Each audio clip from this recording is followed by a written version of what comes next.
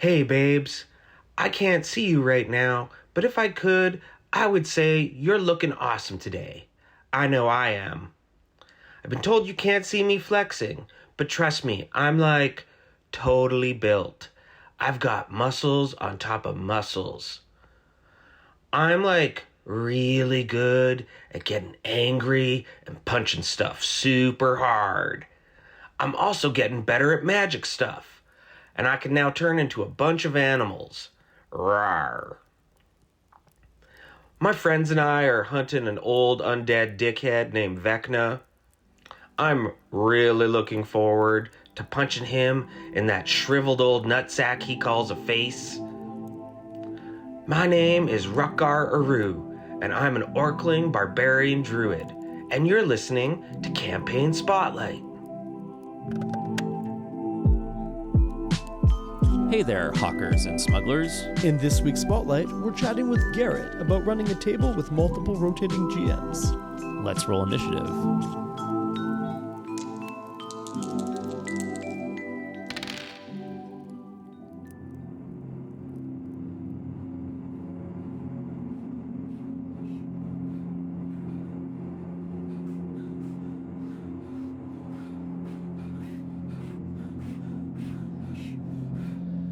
The temple of the oracle shakes, the dust of centuries shaken loose by the frantic tumult that rushes through its halls. Statues, their faces worn to mystery by the year's passage, stare blankly down as the warriors charge into the main chamber. 4 warriors have passed through the labyrinthine halls of the temple, their strides heavy and panicked. Behind them, the forces that give pursuit are many-headed and ferocious in their hunger for their quarry. They close the doors to the chamber, throwing a bar across them in hopes of delaying their foes for even a moment. The warriors are weary, their noble arms made base by the stains their foes leave behind. They clang as they fall to the ground, the limbs that bear them wearied by the effort of the violence they have wrought to get there. To get to the Hall of the Oracle. Faces blackened by torchfire, the warriors turn their heads towards the white-blue glow that rises from the other end of the colossal room. There sits a dais, a stone platform that elevates one above others. It is bathed in starlight, an opening in the roof above to allow a more direct connection to the divine, perhaps? But the figure that is posed atop it needs no other illumination, their forms suffused with the spark of magic. One of the warriors, their beard damp with blood and sweat, strides forward. They were massive, a hulk of leather and steel, but before the slender figure of the oracle, they proffered themselves in humble supplication. The others felt a hush fall over the chamber, drowning out even the distant yet approaching sounds of their pursuers. Hairs stood on end as the sense of a great mystical force filled the space. The oracle rose from where they had been slumped. They were thin, draped in diaphanous veils that drifted in an alien breeze. Their head rose, eyes bound and covered in silk, their mortal sight only a hindrance to their true gift. They opened their mouth, and from it issued a voice that the warriors were certain was not human. Hey, you warlocks and warlords, it's that time of year again. It's time for the annual Hackensack Hack and Slash, sponsored by the Foam Fantasy League. Join us on the fields of battle over at the Great Peace Meadows State Park for a weekend of fun for all ages. Test your mettle on the high-intensity ropes course. Challenge a hated foe to a duel at the archery range. And prepare for the last stand as you face the Horde Saturday at noon. Fighting not your thing? Grab some deep-fried Twinkies and pizza on a stick before you visit the blacksmith's tent to forge your very own piece of authentic leather armor. The Hackensack Hack and Slash, where the magic becomes real.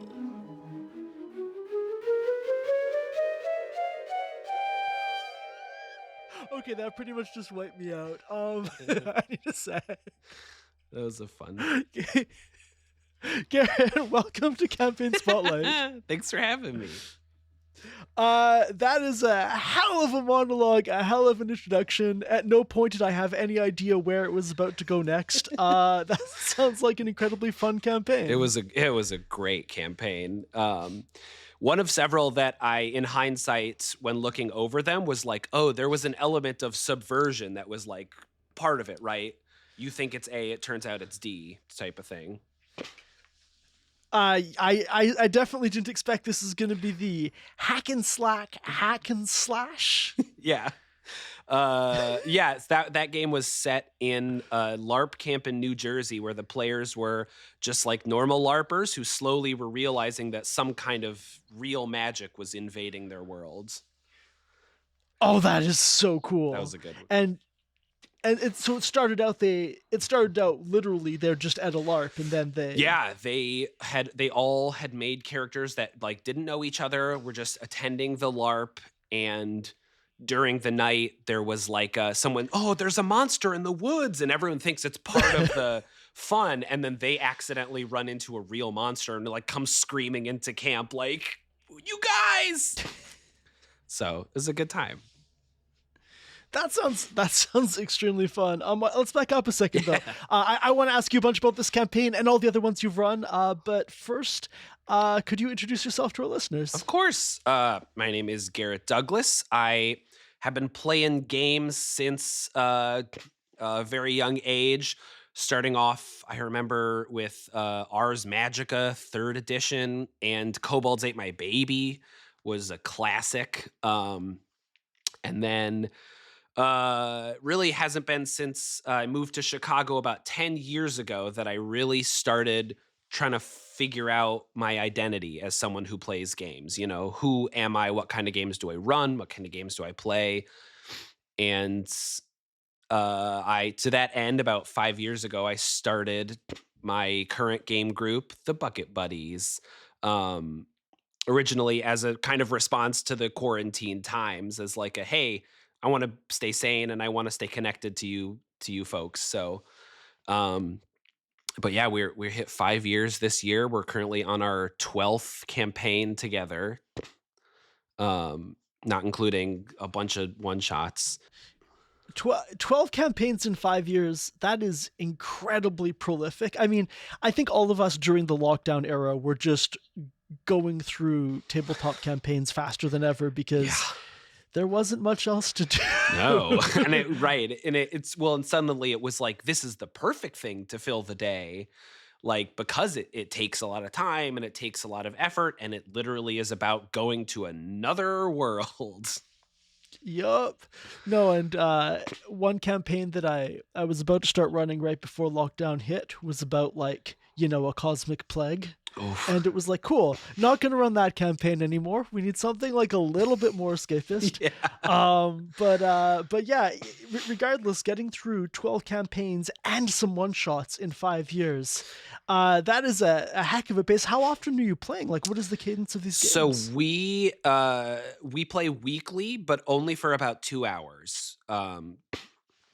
We found that works best for us. We also, I should mention, most of us live in Illinois and in Chicago. We have one member who is in San Francisco, so we do play over video call, which makes it easier because it's, you're just in your living room, you're not going somewhere. But yeah, we play weekly. We don't tend to miss a lot of weeks except around like major holidays. I guess also you're playing in systems, and let's talk about the systems you're playing in, because it seems like you're playing in systems that do allow for 2-hour sessions to actually have quite a bit of story in them. 100%. Like, to a certain extent, I want to make the argument of like, well, any game could, but like, there's games with more or less crunch, or you know what I mean?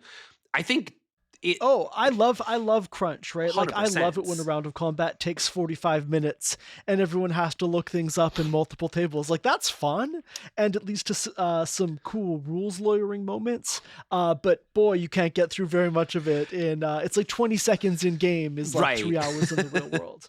Yeah, it's funny. I think like time in games is something I've always been conscious of, because I'll have campaigns where we'll have played for months and months and months, and then suddenly someone remarks like, "Hey, in game it's been 4 days," and we're like, "Oh yeah, that's a weird little." So 100%, yeah. Though that like um the systems that we have played, like, so we started with Fate. The first campaign we ever ran was in the Fate system, using one of their pre-made settings, Nitrate City, which is like film noir but with B movie monsters. So who killed, Frankenstein's monster type of thing. Hell yeah. Ours was Frankenstein's mobster, because if I can slip a pun in there, I gotta. So yeah, we Fate, and then we've explored a lot of like the Powered by the Apocalypse. We've done Masks and Monster of the Week, and that sort of a thing. But I think we've sort of trained ourselves by playing for 2 hours a week very consistently, whether you're running the game or, well, I guess both sides are playing in it, right? But whether you're running the game or being one of the non-running players, you get into this sense of like, I only have 2 hours. I would like something to happen, so I'm going to help the story along. And not necessarily, it's not always in a sense of like, I'm just going to do the first impulsive thing. But I think it just gives us a sense of like, I'm good for this scene to end so that we can go to the next thing. Right. You're really incentivized to make the most of the time you have when it's not the expansive 8-hour playing day. Yeah. 100%. I mean, we still spend at least the first like 10 to 15 minutes doing goofs and bits, because I think that's the law. I haven't looked at a law book for a while, but I think that's the law.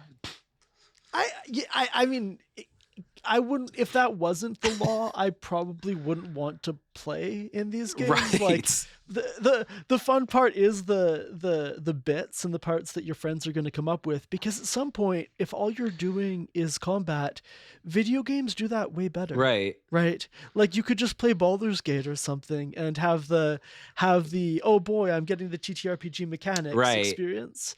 But my players always, every tavern, they need to know how well seasoned the food is.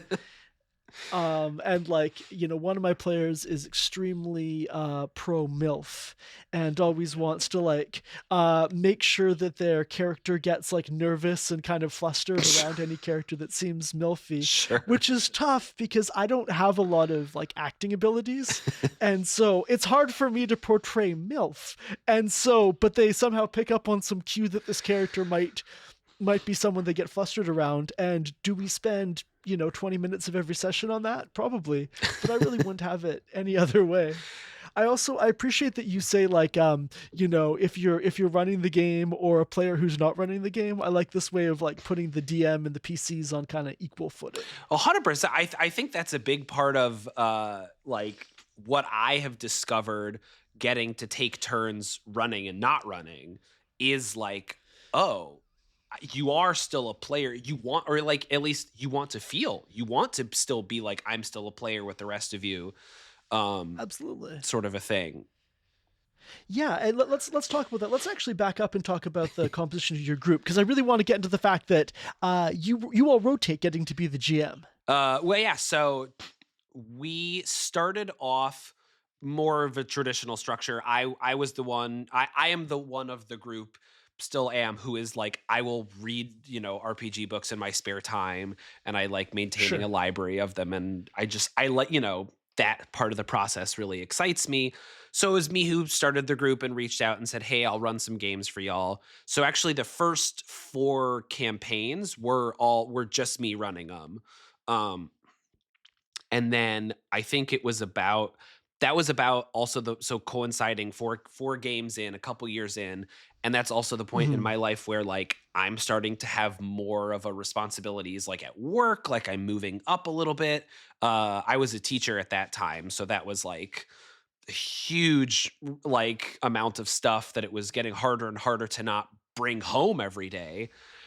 Sure. And so I was getting burnt out, and I was feeling it, I was just feeling the like, oh, I'm tired. And this thing that is my favorite thing to do is making me tired.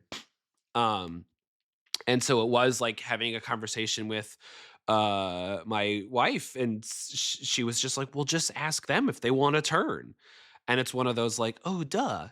Um, like recognizing. And so we had a conversation, me and the group at the who was there at the time, and I just said like, hey, here's where I'm at. Like, I am having fun, but I'm also feeling the strain.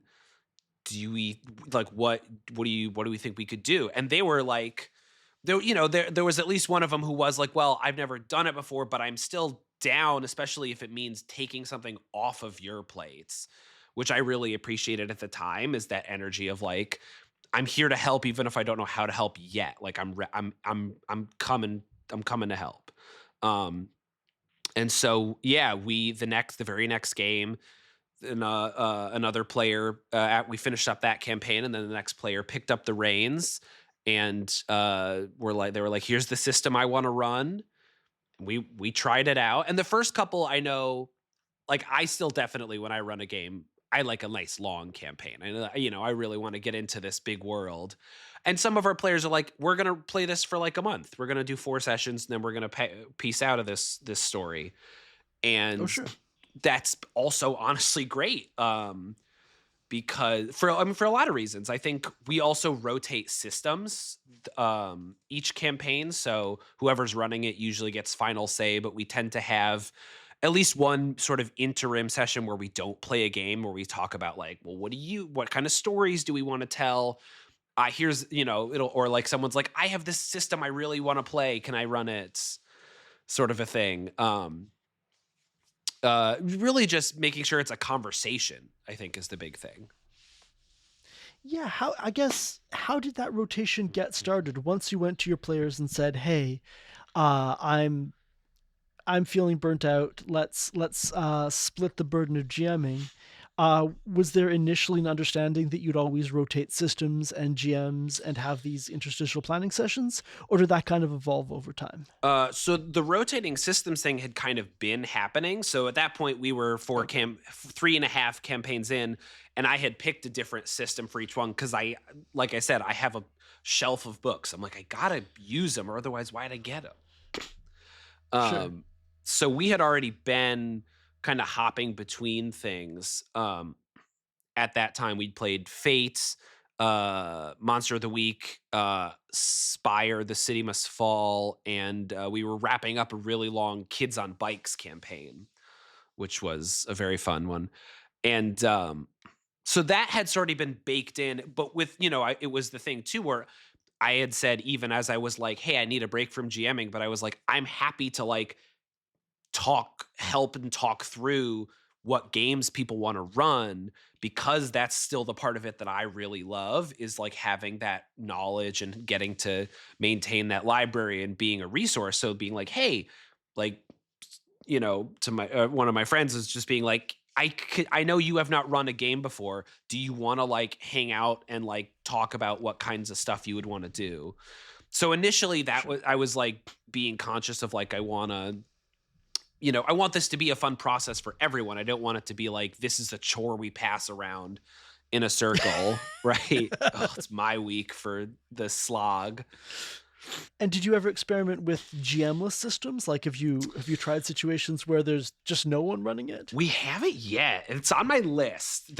I think that will be really interesting, because one of the side effects of doing this, I think, is it's encouraged everyone to not only play their character, but to look at games from a storytelling perspective a lot more. And you know what I mean? So like, it has empowered all of us to be the kind of player who is like, ooh, can I like something went wrong with my role. Ooh, I actually have an idea for like, how can I pitch this idea for how I mess up or how something goes wrong. Which I'm not going to generalize and say this about every like GM out there, but for me at least, that's my favorite kind of player, who is like, I want to do that too. I Right, love right. that. They want to set the scene and they want to explain what the role means in the world a little bit. Yeah, like take ownership of your space in the story. Because to me, it's like the alternative is a player who is like I'm afraid to like take a step out of line because I don't want to like go in the wrong direction. I don't, and it's like Mm-hmm. I don't want you to feel like there is a wrong direction. Yeah. So, but yeah, the initial conversation, it's sort of, I had it when there was still stuff left to do in the campaign we were on. So it wasn't like, hey, next week you're on the hook.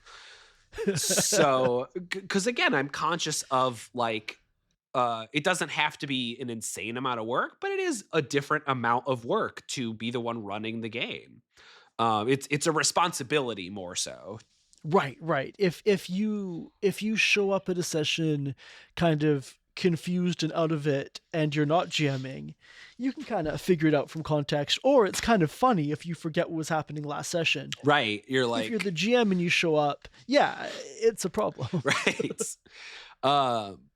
So that initially, and so the conversation then just became, well, who has an idea for a campaign? And so one of our players actually, it was like a very specific, they were like, I've been watching this Chinese like drama and I want to, kit bash a little mini system set in that world. And we were like, cool, we have no context for that. That sounds great. And that was like, again, it was a really short, like they acknowledged this was just their way of kind of having some fun playing out fan fiction, but also, again, dipping their toe into this territory that wasn't as comfortable perhaps at the time. And so we played like two sessions in that world. And it felt such a good, like, that was it. Come on. Like, and then, yeah, off to the races. Hell yeah. And I guess, do you feel like it took the experience, because you said that your players have really shifted towards more of an active participation in this story. Do you think that it took that GMing experience to get them there? Or was it more just the knowledge that everyone would eventually end up GMing? Kind of both. Like, I think the initial, so currently in our timeline, there are 5 of us total. And so we are just about to finish our second, we're just about to finish our second like rotation around. I think, I don't know, but everyone has run a game at this point, and so I think it was a combination, right? It was the idea of like it's gonna be me doing that at some point, even if it's just a one shot. Like we were like, hey, that's valid. The idea is that it's sharing the responsibility. The initial idea was just that. It was just share the responsibility because that's a little bit more of a lift than just playing in the game. And that will give, even if you're not excited, that will give a chance for the folks who like me, who are like, I love running games, but I need some breathing room. And I think it's encouraged us to try things that we wouldn't normally in games. Can you give an example of what you think people wouldn't try otherwise? Yeah. Well, I think offering to fill in spaces in the world is a really big one. Like for some of our games that had a more expansive world, because I think where it's like we're not just in this one city, we are like exploring and traveling. And it's given us the freedom to like get to a new town and someone will be like, hey, can I say like my character has been established as a member of this religious order, and they might offer a suggestion of like, hey, can we say that there's like an outpost of my order here? Even if that wasn't the thing. And I think it's both sides of the table evolving, because it's the non-running player side asking to like for more flexibility in their worlds, and it's the people running it realizing if you make your world flexible, it's actually a lot easier to run it, because you can just like leave there's a quote from Dungeon World that I love that says, draw maps but leave blanks.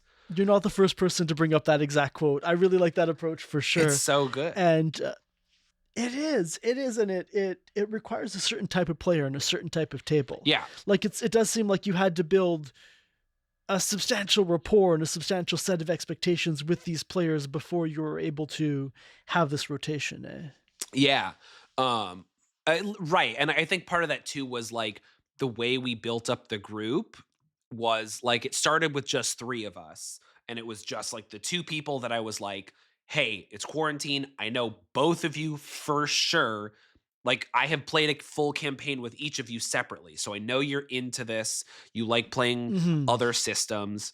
So let's do that. And then, hey, I have this other friend who I just like ran a campaign with outside of this group. Would you, do we have room for him?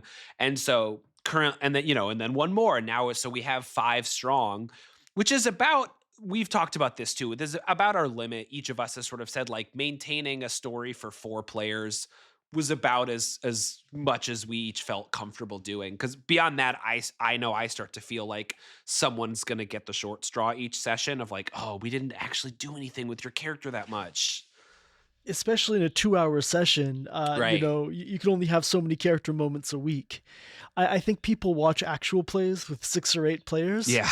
And they think, well, I could have 8 players, but You could. if you actually watch it, well, I mean, but also those people are fine to just sit perfectly quiet for an hour and a half while someone else has a story moment. Right. Doing that in a home game, that would be awful. Yeah. Like it's cool for performative, but not for, I think, playing on your own. And it's been an interesting comparison because so I have Bucket Buddies weekly, and then once a month I also run a Masks campaign for about 3.5-4 hours, which is more of a traditional time frame for games. Yeah. And so that's been a really interesting learning experience to be like, okay, how do I fit how do I stretch and shrink that excitement but still feel like that I'm giving everyone what they want in that amount of time. What approaches tend to work? I guess what do you do to stretch and shrink the story? I think as far as stretching for filling more time, that's where I introduce a little more structure to myself. So for a 2-hour session, it's enough for me to just kind of build off of what the last session was, and I can have a little less, I'll still check in with myself between sessions to say, all right, where is the story heading? What elements do I want to poke and prod the players with? But it can be a little more character driven. And then with a longer session, I don't know, in a sense, I get the feeling of like, I want to give you your money's worth. Not, like if you're going to sit down and give 4 hours of your life to an activity that I propose to you, I want to make sure you feel like that's really time well spent. So I give a little more care to like, here are some plot points I really want to make sure we like are getting near in this session. And here's a more overarching and detailed story that I can slowly like develop.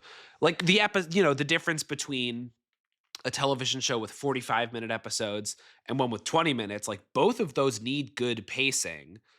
But it's got to be different. So definitely like more structure with more time helps. With the Bucket Buddy sessions,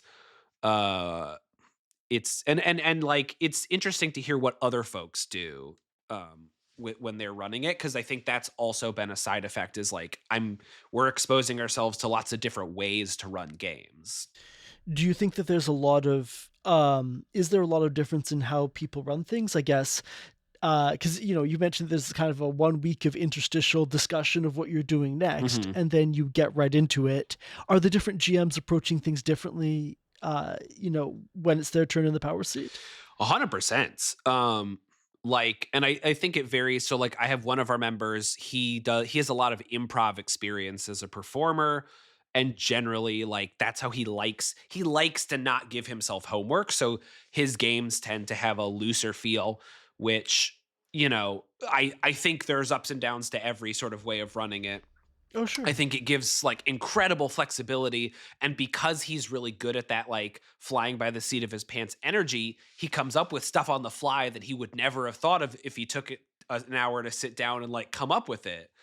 But it also might mean it's a game like it's a little more restrictive to the type of story you tell. So like, for example, I think a mystery game, like a game where the central thing is we're solving a mystery, that's one that like that asks for structure. You can 100% pull it, pull it out of your butt as you're going, but like then it's not necessarily the same level of satisfaction to get to be like, we solved this mystery, but you didn't know the answer, so it doesn't. You're just telling us whatever we came up with was good, which is cool. It's a great strategy in some ways, but not if we just spent like 12 weeks trying to crack this code. I mean, there are actually game systems that work like that, right? Where you are constructing who solve things. But no, I think that's very different from just a purely improvised story where it's like, and then you found a clue, right. And it was, you can tell I'm bad at improv, but yeah. No, it's good. What's the clue?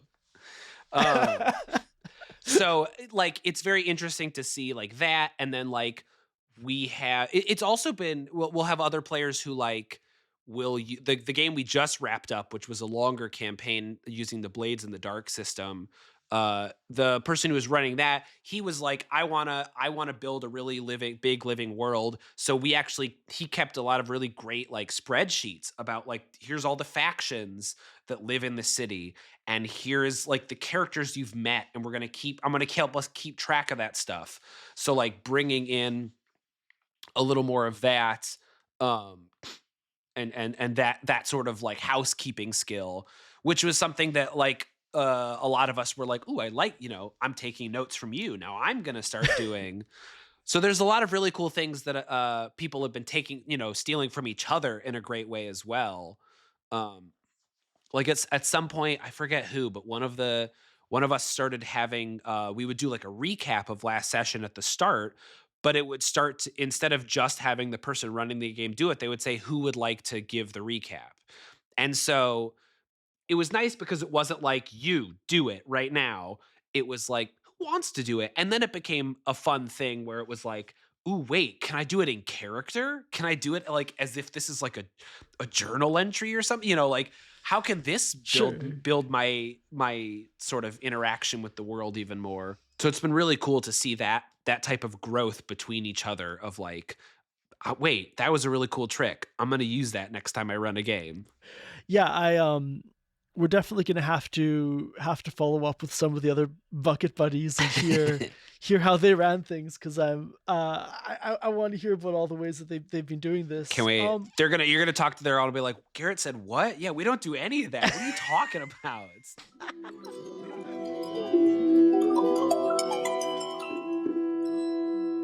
Hello there. My name is Jason Bowers. I have nothing to plug. You cannot find me on the internet. Don't even try. When I was in 5th grade, I had a monster manual and a player's handbook and a dungeon master's handbook, and I read all of these books very closely and never managed to actually play D&D with anyone. But in college, I made friends with some fellow nerds and participated in at least one campaign of, I think, Monster Hearts. But the group did not stick. People kind of dispersed afterwards. And subsequently, I ran a campaign of Dungeon World with some friends that lasted, I think, for maybe even 3 years. And we played very sporadically, just opportunistically when we could. And we would do these long 3+ hour sessions. And it was great. But it was a very, intense way of playing and an intense way of GMing that was not especially consistent, though it was a really great time. After that, I got a little bit closer to Garrett. He invited me to join the Bucket Buddies, where we play for 2 hours, ideally every week, right? But we have this clear time limit, which definitely changed how I both play and GM. And I think for me personally, having that time constraint with also the consistency has been very useful. The campaign I just finished running was a Blades in the Dark campaign that began with us playing a world-building game called City Planning Department, in which we got to make a very strange city where our Blades campaign took place. Some highlights from this world building included Garrett vetoing a hospital in City Planning Department because it wouldn't have been publicly available to everyone. He was playing a city councilor that was all about things being for the public. But what that means in the rules of city planning department is that that is not just one hospital being vetoed, it's all of them. So our Blades campaign that was being run years later featured a world where there were no hospitals. There might be individual doctors who were working, but there was no hospital. There was sort of no organized group of physicians. There was one group that tried to do such a thing, but then fell victim to the curse that prevents hospitals from being built in the city. And there were many other features of that city planning game that then generated really interesting constraints and cultural ideas that we got to play out in the Blades campaign. They also played a cult, which meant that some of the focus on religion and kind of how that intersected with the social institutions we developed in the city planning department game got really interesting. A player character that I want to highlight is my character from Garrett's campaign. I forget what the system he ran was called. I'm sure you all can figure it out or insert it here. But my character was named Muscat Bunder, Muscatbunder. And he was an elderly man who had formerly been a practical effects guru working in Hollywood and pursuing a kind of endless dream of making his own stop motion film. But as his obsession with his art grew, he isolated his friends and colleagues and eventually could not find work anymore and was reduced to selling fake blood at LARP conventions, which is how he met the other PCs who were all teenagers or young adults at this LARP gathering, which created some very interesting dynamics of playing a much older character with some much younger characters. And it was the first time that as a PC, I think I really experimented with a character at the end of their life, a character who was possibly losing their mind or suffering kind of some mental deterioration, which Garrett did a great job of weaving into his GMing. I think about Muscat a lot all the time. In terms of a campaign I would run in the future, and I have not told the rest of the Bucket Buddies this, I think it would be really interesting to play a game of Questlandia, which is a different world-building game about creating a kingdom, and then using that setting to play Girl by Moonlight, which is, among other things, a game about kind of being in a somewhat oppressive society or system and finding a way to resist that. I really like the idea of using world building to set up constraints for the characters and also possibly some palace intrigue that then the PCs are living around, right? Not necessarily participating in court politics, assassinations, regime change, but are there for it. And possibly also characters that are kind of in nobility or in positions of power, but don't necessarily want to be or have to find ways to resist their own status that could be developed in Questlandia. So something to think about for the future. Yeah, that's all. Thanks so much for featuring our group. Hello, my name is Jared Mason. I'm a writer from the Chicagoland area. I've been playing role-playing games for probably about 18, 19 years now. I've been playing with Garrett specifically in the Bucket Buddies for the past couple of years. Garrett and I met because we both did improv at the same college, but not at the same time. We missed each other by maybe a year or two. But after we had both graduated, he invited me to play with the group. And I don't actually remember the first game that I played with the Bucket Buddies, but I do know that an early game that I played with them was the LARP game that Garrett ran, where we played as people going to a LARP weekend in New Jersey. Of course, magical things happen during the LARP weekend. It was a lot of fun. The game that we played was the Swords Without Master, which was a great way of jumping into doing some fun storytelling stuff. One of my favorite characters that I got to play with the Bucket Buddies was in a game of Uranium Chef.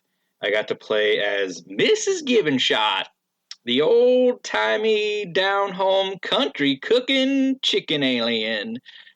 At one time, she was described as kind of a reptilian chicken. Another time, she was described as having the face like Harry Dean Stanton. Kind of a mix between that wacky little critter from the Legend of Zelda series that looks like a bird lady and a war criminal who ended up serving her own kind at her chain restaurants.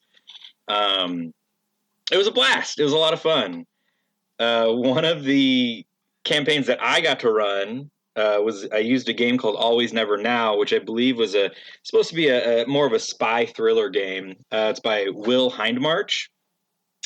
And I ran it in to do a game. It's inspired a lot by things like The Expanse and Cowboy Bebop. So it was action, it was adventure, it was heists and thieves, but it was a lot of fun to be able to jump around Mars and Earth and figure out, and the moon, of course, figure out where their next score was going to come from and why their captain had been killed. Coming up, I'm really excited to run a game called Blister Critters. It's a game that just got backed on Kickstarter. It's by Wythe Marshall.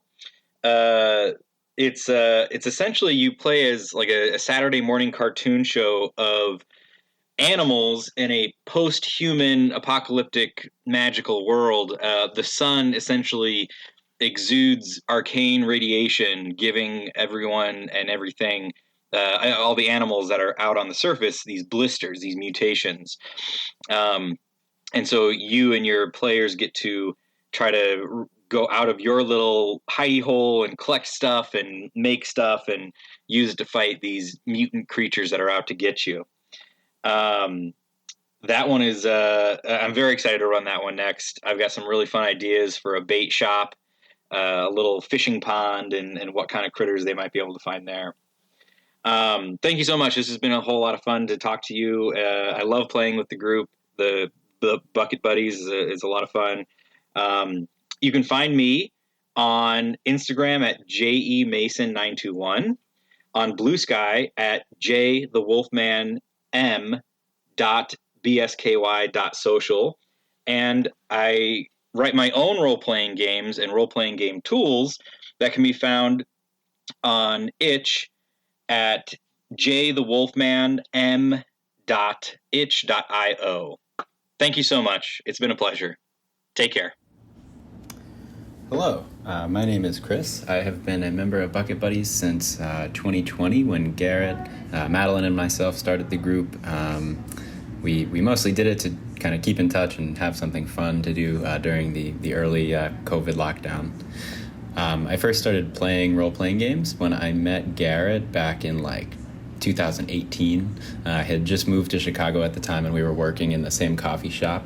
I'd never really played any role-playing games before, but Garrett was constantly talking about them, and eventually he invited me to join this cool sci-fi campaign that he was running.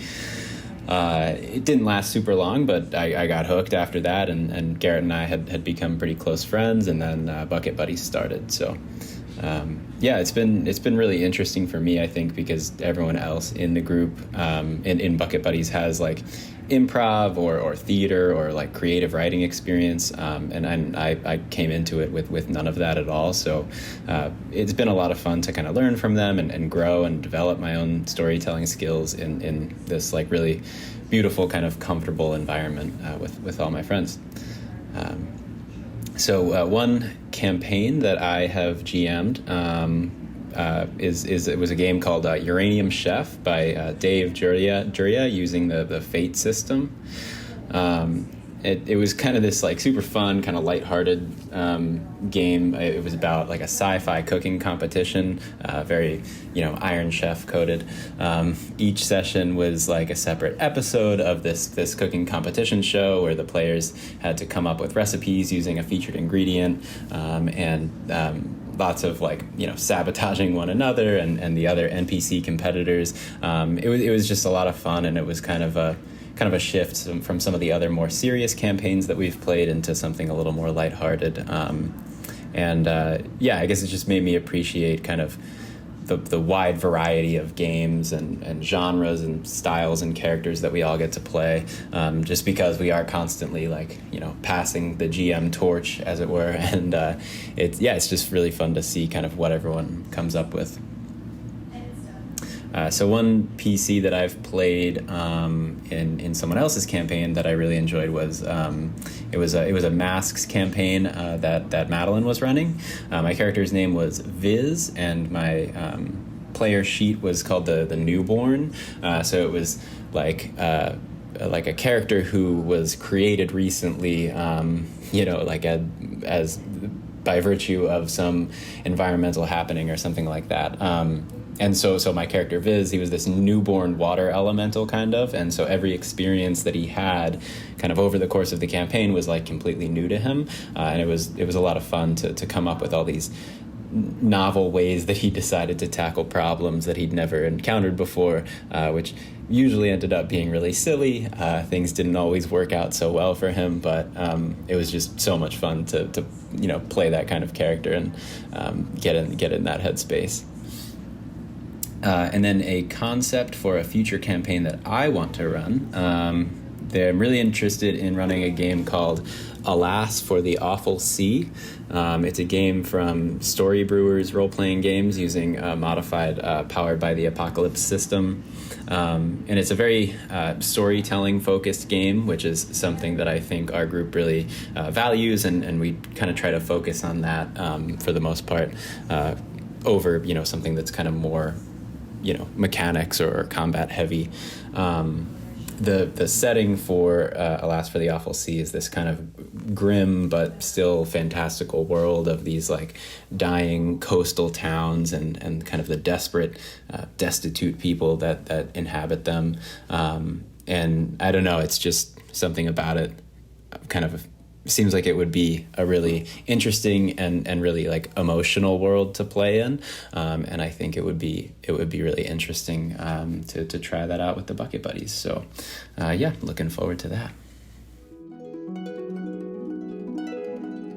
Hey, Riley here, asking for your support in keeping Campaign Spotlight running.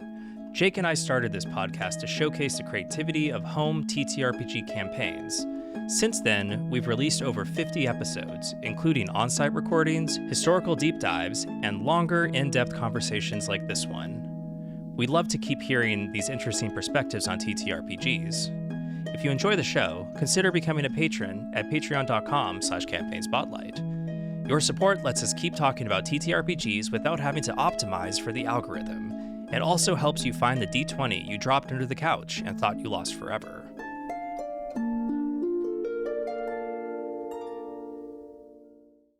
I guess I'm curious, how do you...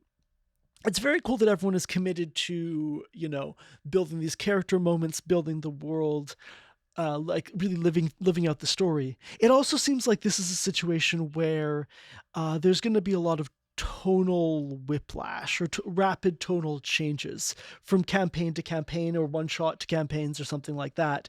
I guess, how do you handle that? Because one nice aspect of having like one GM, a lot of players, long running game is you figure out the vibe in the first few sessions, and then that vibe is pretty much expected from there on. Yeah. Whereas if you're doing one game in like Blades in the Dark and one in Kids on Bikes, it's like, how do you manage that?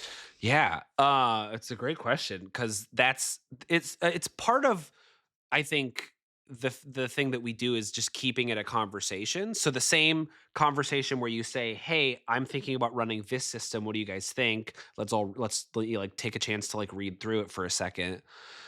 We can also make part of that conversation saying like, "Hey, we just ran." So like this just happened. In fact, the game we just ran in Blades in the Dark was like, it got really dark. Sure. In a way that was really enjoyable. It was a really awesome game, and it involved, there was a lot of like PvP more than we expected, which was really cool. Sort of as a thing that we hadn't experimented with a lot as a group, and like continuing to check in with each other. Hey, like, I know I did this thing to your character last session, or we can always walk stuff back. Like, that's always on the table. but that was a consideration for the person running the game now, as they specifically said, hey, I would like to do something a little less murky and like, and as players, that's also something like I specifically said, I played a really bad person last campaign.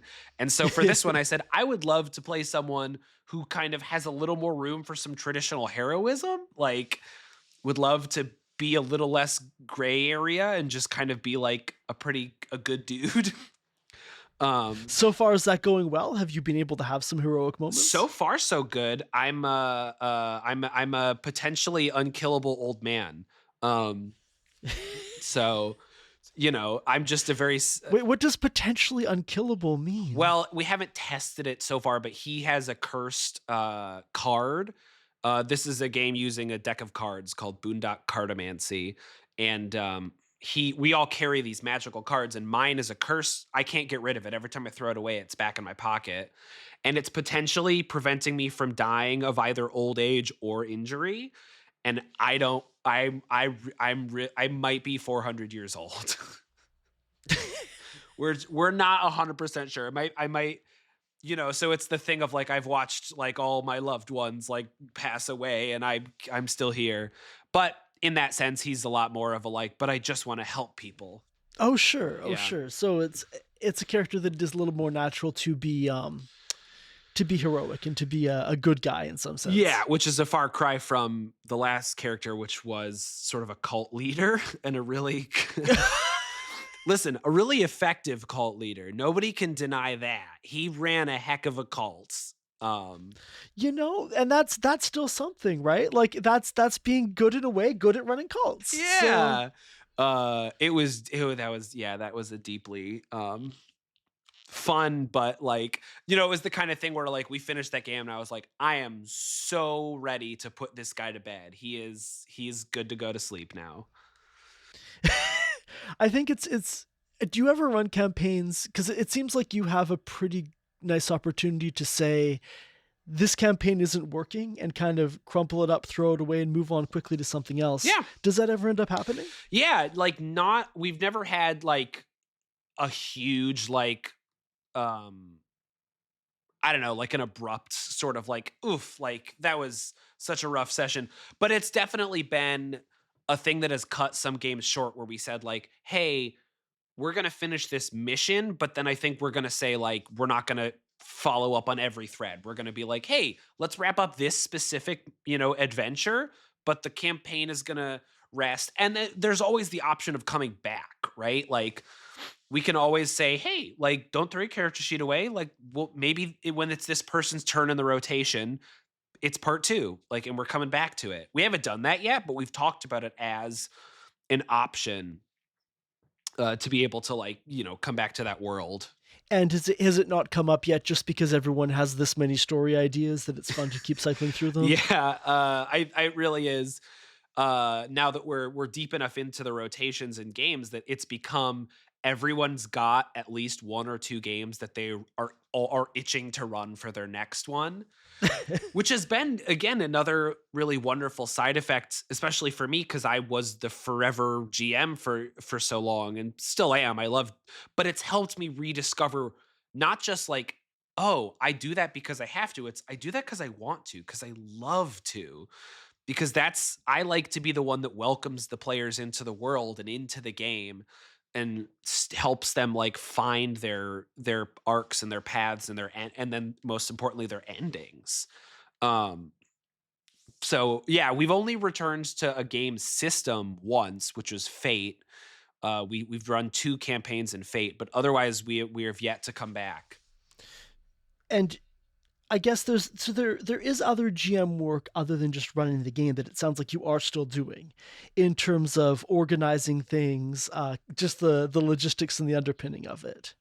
Yeah, it's become pretty low logistics, which is nice. Like it's like, hey, every Wednesday night from 8 to 10 is Bucket Buddies time, and if you can't make it, you let us know. We miss a week, or sometimes that's when we say, let's do a one shot this week. Let's do someone else pick up a quick one shot because this person couldn't make it, sort of a thing. And people have one shots ready to go.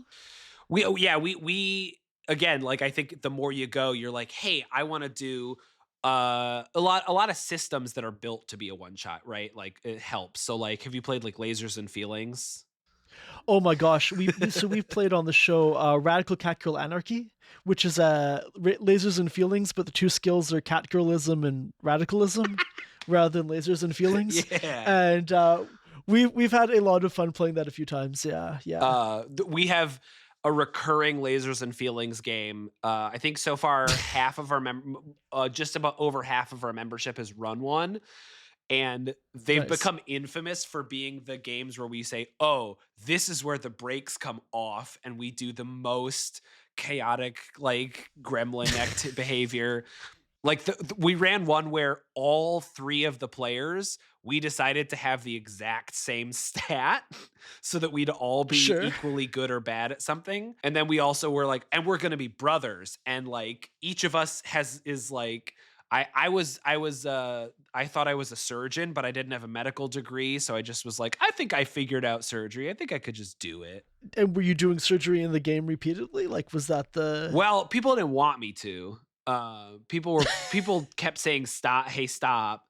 There was at one point where a character got shot with a bunch of lasers and my character, and I was like, my character's going to amputate the laser holes and they'll be okay. If I take all the holes out, and then I failed the roll. And the GM was like, so you just sort of made the holes all bigger, I guess, because that's what cutting out a hole is.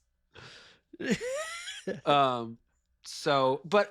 as far as other logistics goes, I mean, like usually responsibility wise, whoever's running the game is the one who just has to like cut the bits short at the beginning to say like, all right, we're doing bits, but now we're going to start the game, which sometimes is hard. I've been there. Yeah. You know, you feel like the stern taskmaster, coming in and taking away everyone's fun when they spend the first half hour. Yeah. Yeah.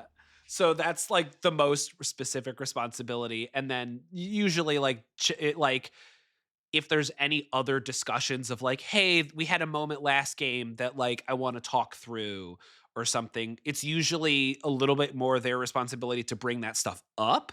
But it's also, it's everyone's like, everyone can. It's more of a like, hey, you're a little more of the like impartial on this because you're facing the game from a different angle.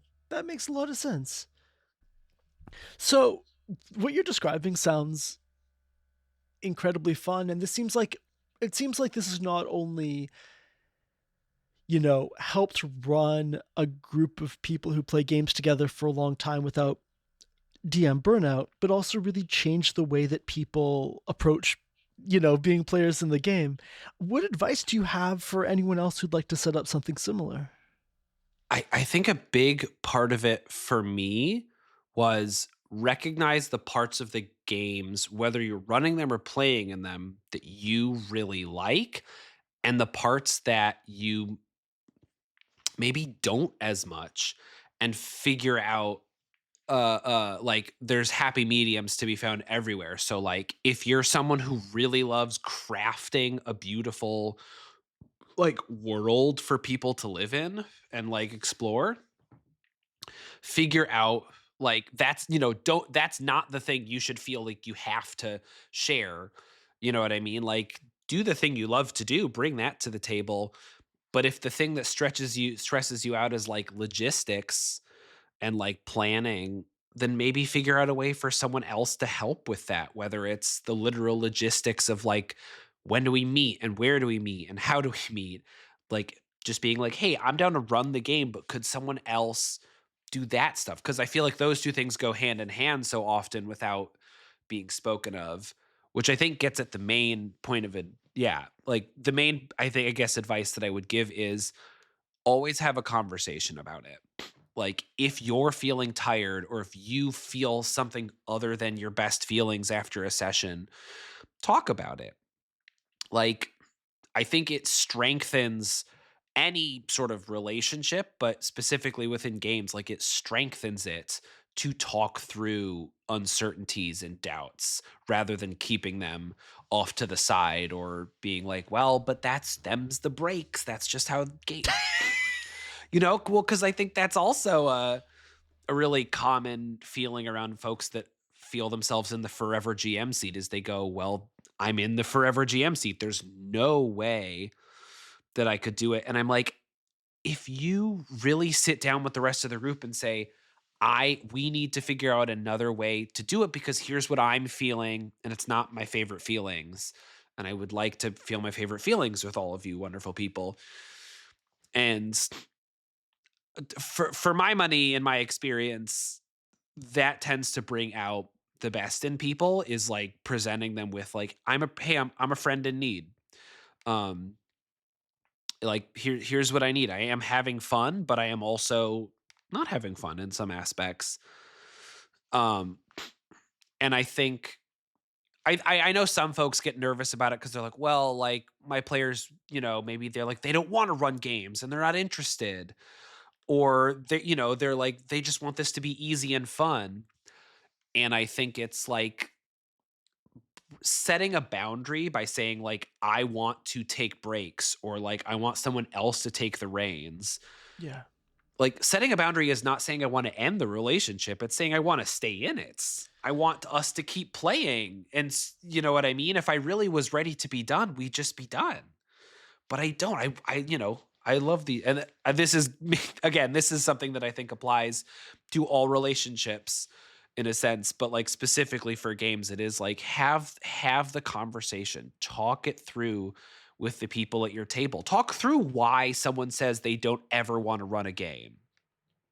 Because oftentimes, one, I think there is a misapprehension that like it requires this Herculean lift to do it. And it's like, it doesn't have to. There are games, one, it also, there are games of differing levels of like crunch and like complication to find. Like if you have a player who's like, I have a really bad head for numbers, awesome. Let's go find a game that doesn't have a lot of numbers.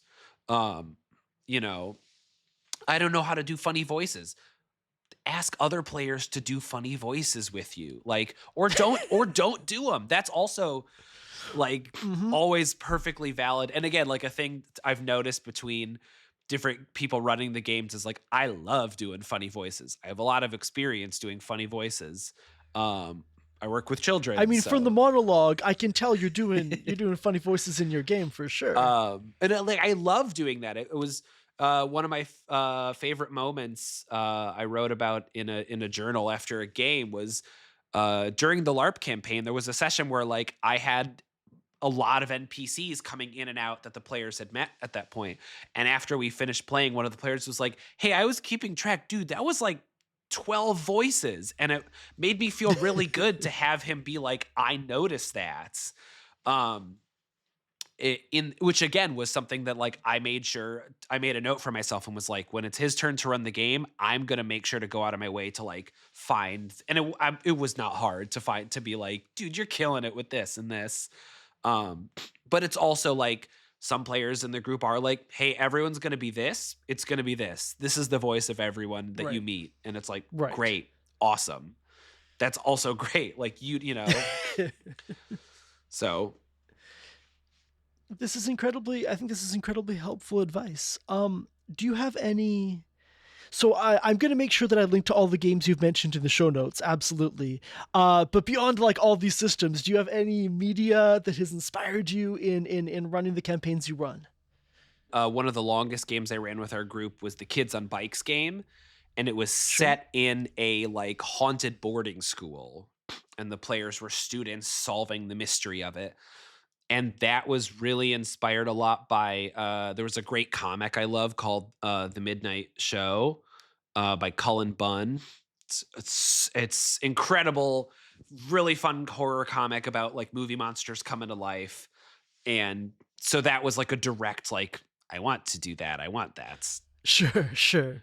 Yeah, I don't know. It's hard to say. I think sometimes my inspiration is like I read a lot of games, and so it'll be like this game just made me want to tell a story in its world. Because some of them I'll just do the world that it comes with. I'm like scrolling through the records of our old, like the LARP game specifically came out of playing the game Swords Without Master, which is one of my all-time favorites, and basically being like, can I challenge myself to run this as a campaign?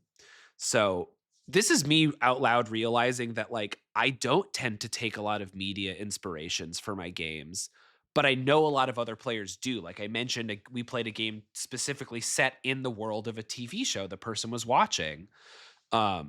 I might have to follow up with your player about what that TV show was. I know. I was scrolling through because we have a Discord that we run on, and one of the channels is just like a log of all the games we've played, and I was like, why doesn't it say the name of the show?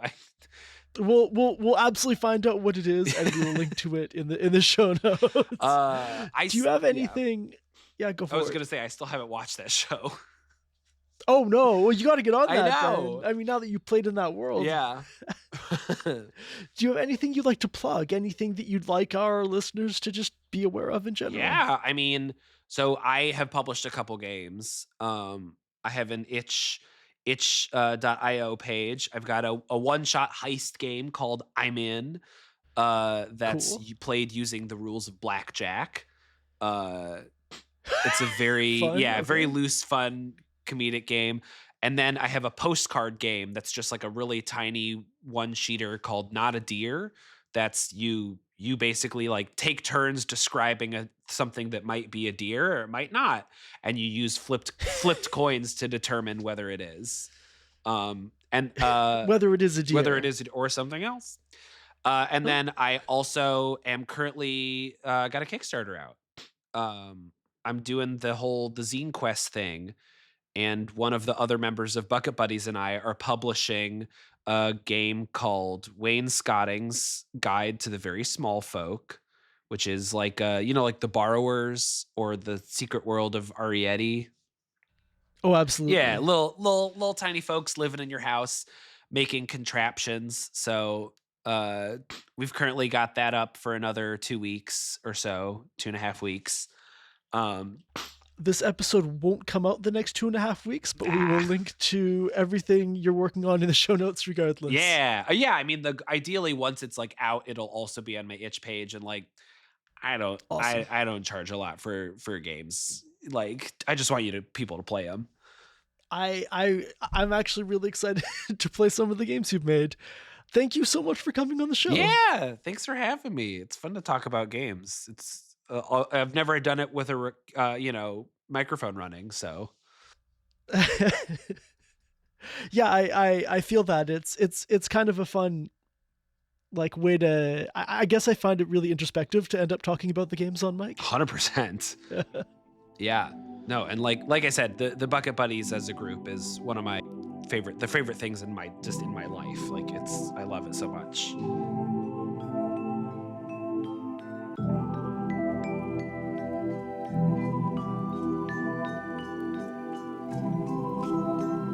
That's all for this week. I'm Production Master Riley.